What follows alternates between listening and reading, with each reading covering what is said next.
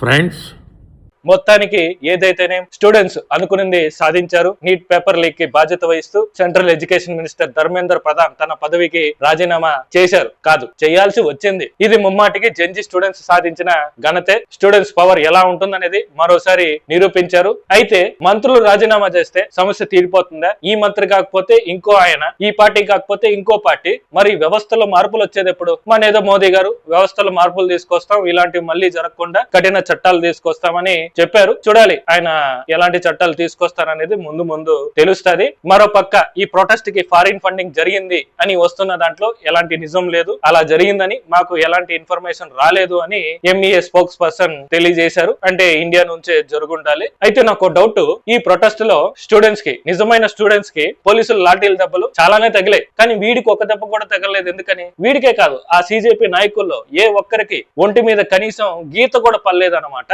అంటే వీళ్ళు స్టూడెంట్స్ ని నడిపించారా లేకపోతే వాడుకున్నారా? సో మొత్తానికి ధర్మేంద్ర రాజీనామాపై మీ అభిప్రాయం ఏంటి? ఇది స్టూడెంట్స్ వల్లే జరిగిందంటారా లేకపోతే కాక్రోచ్ జనతా పార్టీ వల్ల జరిగిందంటారా? మీ అభిప్రాయం ఏంటో కామెంట్ చేయండి. Thank you friends.